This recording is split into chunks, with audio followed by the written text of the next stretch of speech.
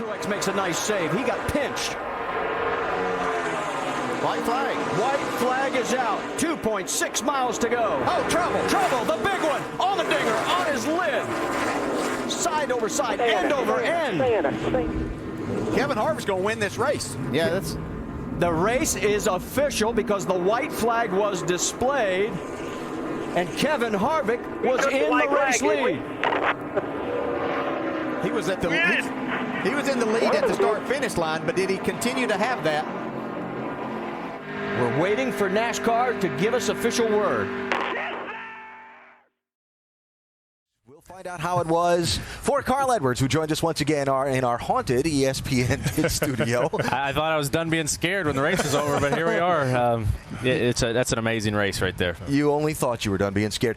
The finish and the incident that brought about the final caution flag. You were right in the middle of it. Help us out. What happened? I'm not exactly sure what happened. Let's look at the video here. I'm thinking one more lap and I get my sub sandwich. We're going to go home, and then they started wrecking. I turned left. I didn't know AJ went upside down there. That thing was flying. That was really strange. AJ really lucky to be okay there. But when you see this happening as a driver, you just want to get as far away as you can. I see these guys get together. I think, oh, they're going right. They're probably coming back left. Boy, everybody's doing the best they can. Just missed you. You're telling me, man. That's just a wild. And so here's the finish. These guys are out here thinking we've got one more lap to go. They've picked their dancing partners. They're going to the end. And right here, they're getting ready to say caution. Now, you're going to describe this, Al. Yeah, just the way the system works. Now, when NASCAR calls the caution, they push a button in the control tower.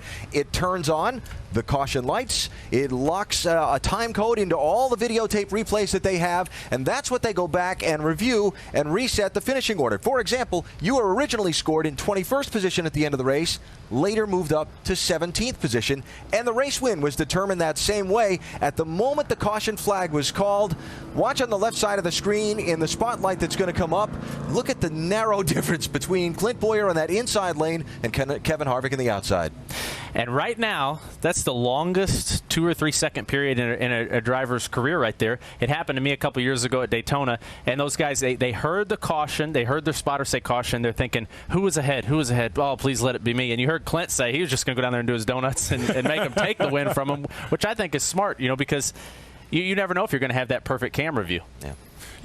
As I heard, with 13 laps to go, we heard Chad Kanowski come on the radio and tell Jimmy Johnson and Jeff Gordon, let's go get it. It's time to go. How in the world did that two-car team pass everyone in the field so easily, but it's yet so difficult for some others? It's physics. I don't quite understand exactly how it's working, but what I do know is earlier Matt Kenseth and I did it, and when you see two cars like this, there's a little pocket, and if you can be right against the guy's bumper, you're heroes. If you fall back about 2 feet, you can never catch him.